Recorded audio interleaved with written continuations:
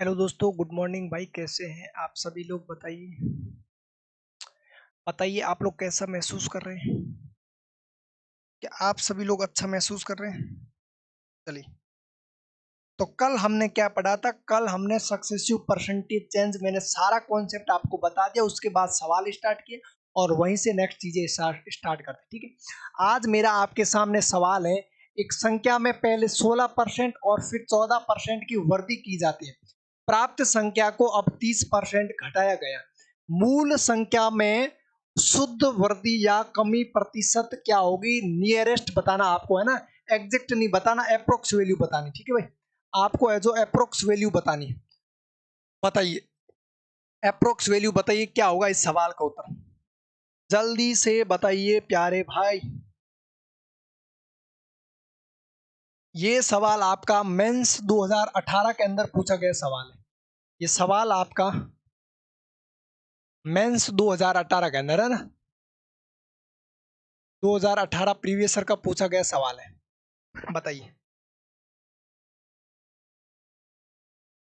चलिए, बहुत ही अच्छा सवाल है और बड़े प्यार से मैं आपको समझाने की कोशिश कर रहा हूं, ध्यान से समझिए। एक संख्या में पहले 16% फिर 14% की वृद्धि की जाती है। एक संख्या में पहले 16% की फिर 14% की वृद्धि की जाती है। फिर इस संख्या में 30% घटाया जाता, फिर इस संख्या को 30% डिक्रीज किया जाता। तो आपसे पूछा है, मूल संख्या में शुद्ध वृद्धि या कमी ज्ञात करें।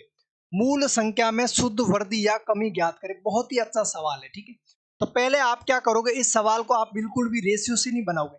इस सवाल को आप है जो फॉर्मूला मेथड से ही बनाओगे, तभी सवाल आसानी से सॉल्व होगा। जब मैं 16 और 14 का कंबाइंड निकालता हूं रिजल्ट, ठीक है। मैं 16% और 14% इंक्रीज का कंबाइंड परसेंटेज चेंज निकालता हूं, कितना आता देखिए। 16 और 14 में बच्चों की तरह मैं फॉर्मूला नहीं लिखूंगा, ये डायरेक्ट सॉल्व करूंगा। 16 और 14 ऐड करेंगे, यानी कितना आएगा जी? 30 आएगा। 30 आएगा प्लस 16 गुणा 14, 16 चौक 64 हासिल की 6। 16 और 6 कितने होते हैं जी? 22। 22 होते हैं, यानी कि 2.24% बटे 100 आएगा, यानी कि 2.24%। तो इन दोनों का नेट परसेंटेज चेंज कितना आ गया जी? 32.24%। 32.24%।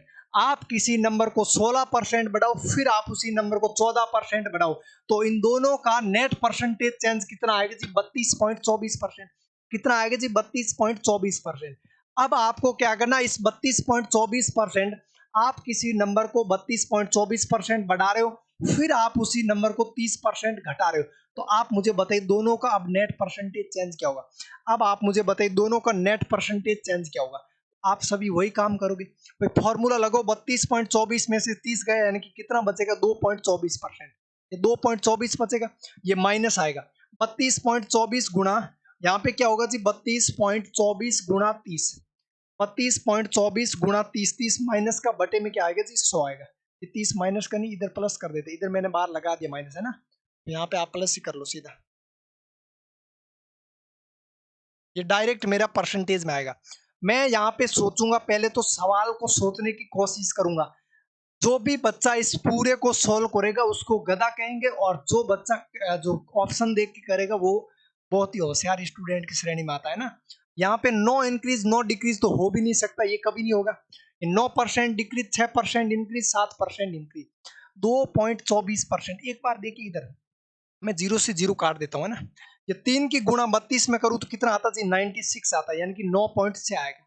9.6 में से 2.24 घटाऊं, 9.6 में से 2.24 घटाऊं तो अप्रोक्स कितना आएगा प्यारे भाई? 7% आएगा। अब ये माइनस का 7% डिक्रीज आएगा। ये सवाल का उत्तर तो बहुत ही आसान आ गया, 7% डिक्रीज आ गया। देखिए, मैं बिल्कुल भी ऐसी फर्जी चीजें नहीं बता रहा हूँ। 32 की गुणा 3 में करोगे तो 9.6 आएगा। 9.6 में से 2.24 घटाओ, 9 में से 2 घटाओ तो कितना आएगा? 7% आएगा। यहाँ पे माइनस का 9 है या प्लस का 2 है, तो 9% तो आने मेरा। या 6% की बात करूं तो 6 भी नहीं हो सकता, यानी कि सवाल का उत्तर एक ही ऑप्शन बचा, तो क्या हो जाएगा जी? 7% ऑप्शन का उत्तर हो जाएगा। तो इस सवाल का उत्तर कितना होगा जी? 7%। बहुत ही प्यारा सवाल था और ये मेंस का पूछा गया सवाल था। चलिए, अगला सवाल बताइए। नेक्स्ट सवाल है मेरा, किसी संख्या में पहले 40% की वृद्धि हुई, फिर 25% की वृद्धि हुई। किसी संख्या में पहले 40% की वृद्धि हुई, फिर 25% की कमी हुई, और फिर से 15% की वृद्धि बाद में 20% की कमी हुई तो संख्या में शुद्ध वृद्धि या कमी प्रतिशत ज्ञात करें। हाँ भाई, इस सवाल को आपको है जो रेशियो से बनाना। किसी संख्या में पहले 40% की वृद्धि हुई, किसी संख्या में पहले कितने परसेंट की वृद्धि हुई प्यारे भाई? 40% की वृद्धि हुई। फिर उसी संख्या में 25% की कमी हुई, फिर उसी संख्या में 25% की कमी हुई।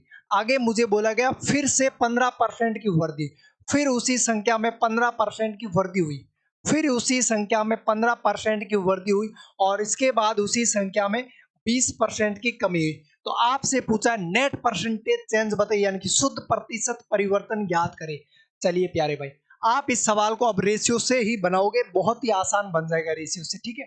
तो जहाँ रेशियो से बनाना पड़ता वहां रेशियो से बनाओ। या रेशियो से क्यों बनाऊंगा? क्योंकि मुझे 40%, 25%, 15% और 20% की फ्रैक्शन वैल्यू पता है, आसानी से निकाल सकता हूँ। 40% की फ्रैक्शन वैल्यू कितनी होती है? 2/5 होती। या 25% की फ्रैक्शन वैल्यू कितनी होती? 1/4 होती। या 15% की फ्रैक्शन वैल्यू कितनी होती जी? 3/20 होती। और 20% की फ्रैक्शन वैल्यू कितनी होती जी? 1/5 होती। अगर मेरा, या मैं इनिशियल लिखूंगा या मैं फाइनल लिखूंगा, यहाँ पे मैं इनिशियल डाटा, यहाँ पे फाइनल का रेशियो। आप 40% की वृद्धि हुई, इसका मतलब होता 2/5, यानी कि अगर आपकी पॉकेट में पहले 5 रुपए थे तो 5 से बढ़ के अब कितने हो गए जी? 7 रुपए हो गए। ठीक है, आगे मुझे बोला गया 25% की कमी हुई। 25% कमी का मतलब कितना होता जी? 1/4, यानी कि यदि आपकी पॉकेट में पहले 4 रुपए थे तो 4 से घट के कितने हो गए जी? 3 हो गए, 3 हो गए। आगे मुझे बोला गया 15% की वृद्धि हुई। आगे मुझे क्या बोला गया दोस्त? 15% की वृद्धि हुई। 15% का मतलब कितना होता जी? 15% की फ्रैक्शन वैल्यू होती 3/20, यानी कि यदि आपकी पॉकेट में पहले 20 रुपए थे तो 20 से बढ़ के कितने हो गए जी? 23 हो गए। कितने हो गए? 23 हो गए। आगे मुझे बोला गया 20%। 20% की फ्रैक्शन वैल्यू कितनी होती? 20% मतलब 1/5, यानी कि यदि आपकी पॉकेट में पहले 5 रुपए थे तो 5 से घट के कितने हो गए? 4 हो गए। ये हो गया जी टोटल। तो यहां से आप इनिशियल और फाइनल का रेशियो निकाल सकते हो। कुछ नहीं करना सर, सीधी सीधी गुणा कर दो, आपको इनिशियल और फाइनल का रेशियो मिल जाएगा। जो चीजें कट रही उसको आप पहले काट दो। कोई कट रहा है कि यहाँ पे डाटा? बिल्कुल, ये 4 से 4 मेरा कैंसिल आउट हो जाएगा। तो यहाँ से फाइनली बनना 5 × 5 25 × 20, यानी कि 500। 25 × 20 कितना बना? इनिशियल कितना बन रहा जी? 500 बन रहा। और फाइनल कितना बना? 7 × 3 21, 7 × 3 21 × 23, 23 गुणा एक बार 20 करूँ तो कितना आएगा? 460।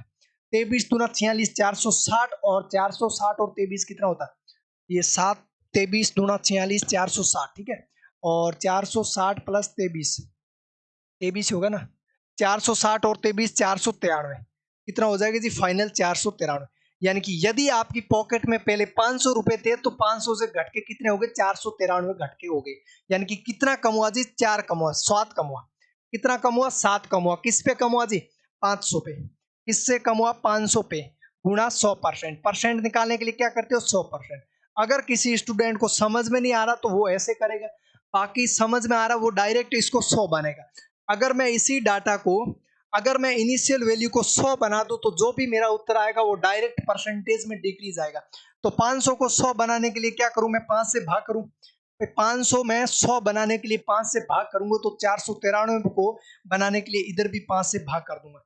तो ये जाएगा मेरा 9 × 5 45, पीछे बचेंगे 4, 43 8 पंजे 40, और फिर आ जाएगा मेरा 4 बचे और 4 3 43, 3/3 बच रहे ना? 8, तो ये 4 बचे, 4 और 3 43, 8 पंजे 40, 98 पॉइंट। ऐसे कैसे हो रहा है?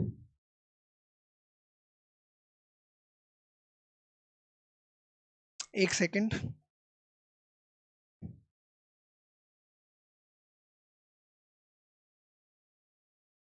अच्छा ठीक है, यहाँ पे हमने इसको ऐड गलत कर दिया ना, इसकी गुणा यहाँ पे गलत कर दी। ये 493 नहीं आएगा, ये 483 आ रहा है। 483 23 या ये हो गया 69, 29 7 7 9 63, 3 483 आएगा ना।